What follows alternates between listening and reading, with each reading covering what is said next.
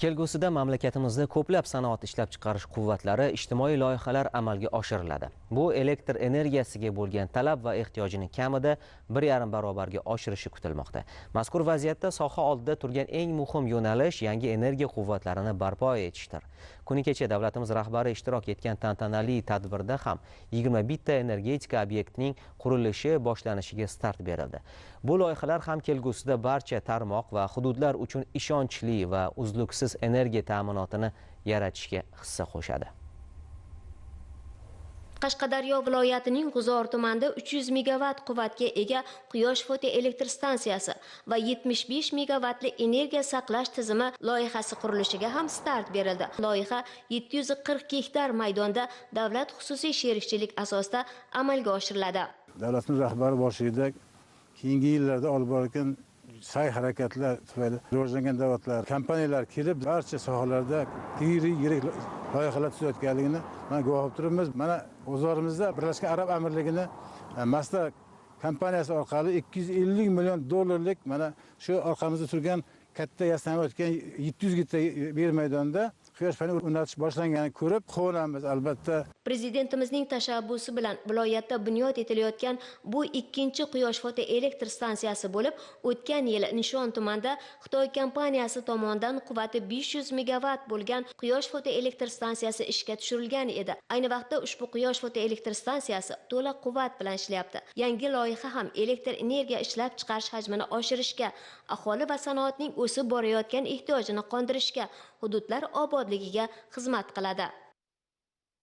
Nurobod tumanidagi Sazag'on kengliklari muqobil energetikani rivojlantirish uchun qulay hudud sanaladi. Mamlakatimizda mazkur yo'nalishda olib borilayotgan keng ko'lamdagi islohotlar doirasida ushbu hududda 390 kilometr uzunlikdagi Qorako'l va Nurobod podstansiyalarini bog'lovchi Samarqand-Toshkent, Samarqand-Buxoro yuqori kuchlanishli elektr uzatish tarmog'ining qurilishiga start berildi. Bundan tashqari mazkur hududning 2000 gektar yer maydonida quvvati 1000 megawatt bo'lgan Sazag'an 1 va Sazag'an 2 quyosh elektr stansiyasining qurilish ishlari ham jadal olib borilmoqda.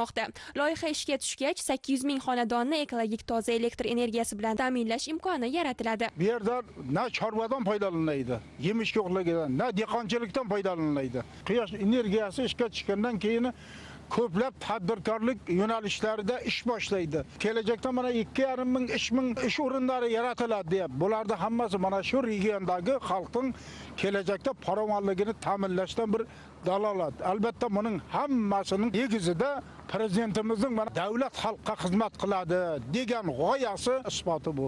Buning hammasi mamlakat rahbarining xalqiga bo'lgan g'amxo'rligi. Ushbu yo'nalishda mamlakatimizda olib borilayotgan bu kabi yirik loyihalar xalqimiz turmush tarzining yaxshilanishi, hayoti farovonlashuvi, iqtisodiyotimizni barqarorlashuviga xizmat qiladi. Namanganda yana bir loyihaga start berildi. Bu Xitoyning qiymati 110 million dollarlik yangi energiya saqlash inshooti. Loyiha quvvati 110 megawatt soatga teng bo'lib, Uychi tumanida barpo etilyapti va kuz-qish mavsumida ayniqsa aholiga umuman energiya ta'minotini barqarorlashtirishda Namangan uchun yana bir quvvat vazifasini o'taydi.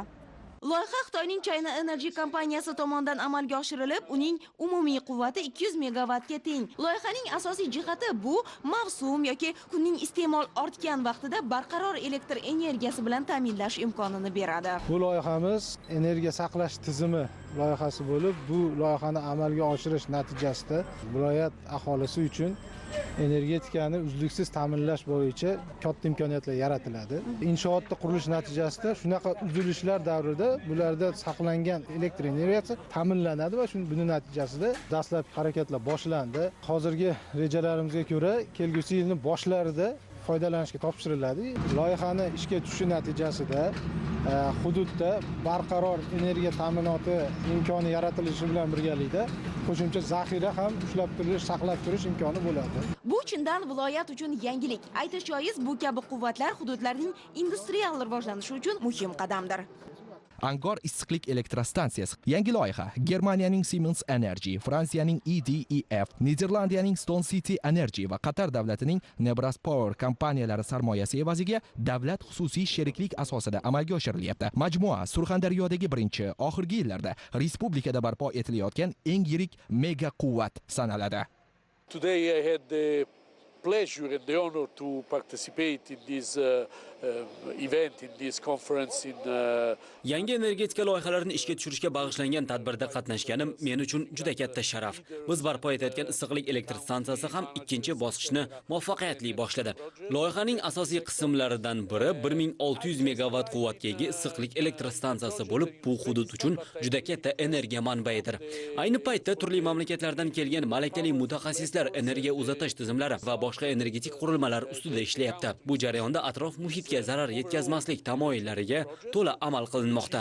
Prezident janob oliylarining tashabbuslari va doimiy qo'llab-quvvatlovi bu yo'nalishdagi loyihalar muvaffaqiyatida muhim omil bo'lib turibdi.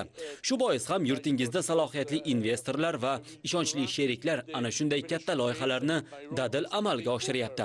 Bu energetik blok ham kelajakda kamida 3 ta yirik shaharni barqaror ravishda elektr energiyasi bilan ta'minlash imkonini beradi. Loyiha yakunlangach, u mintaqa uchun katta yutuq bo'lishiga ishonaman. Mutaxassislarning ta'kidlashicha, stansiya foydalanishga topshirilgach, Surxondaryodagi 500 ming xonadonni nurga to'ldiradi. Bundan tashqari, qo'shni mamlakatlarga yiliga kamida 3 milliard kilovatt-soat elektr energiyasini eksport qilish imkoniyati paydo bo'ladi. Eng zamonaviy, tejamkor texnologiyalar o'rnatilishi bois, odatiy issiqlik stansiyalariga nisbatan yiliga 1 milliard kub metr tabiiy gaz iqtisod qilinadi. Toshkent viloyatida ham energetika tizimini tubdan yaxshilash va yangi bosqichga olib chiqish borasida ulkan ishlar amalga oshirilmoqda. Jumladan Bo'ka, Parkent va Toshkent tumanlarida xorijiy investitsiyalar hisobidan quyosh fotoelektr stansiyalari, shamol elektr stansiyalari, shuningdek elektr energiyasini saqlash tizimlari qurilishiga start berildi. Bizda o'rnatilgan quyosh panellari hammasi bu avtomatik tartibda boshqariladigan bo'lib, ish jarayoni avtomatik boshqariladi. Ya'ni panellarimiz erta tongdan kunning chiqishi va kunning botishiga qadar ushbu quyoshni nazorat qilib kuzatib boradi va panellarga tushishini ta'minlab beradi. Ushbu loyihaning birinchi bosqichida 260 megawattlik stansiya qurib bitkazilgan bo'lsa, ikkinchi bosqichda 150 megawattlik qo'shimcha stansiya hamda 500 megawattlik zaryad saqlovchi qo'shimcha qurilmalar ishga tushirish ko'zda tutilgan. Toshkent viloyatida umumiy hisobda 5 ta loyihaning qurilishiga start berilgan bo'lib, qiymati 251 million dollarni tashkil etadi. Xitoy Xalq Respublikasi hamda fransiyalik ishbilarmonlar bilan hamkorlikda amalga oshirilayotgan mazkur loyihalar ishga tushirilishi natijasida yuzlab yangi ish o'rinlari yaratilishi barobarida toza va barqaror muhit vujudga kelishiga erishiladi.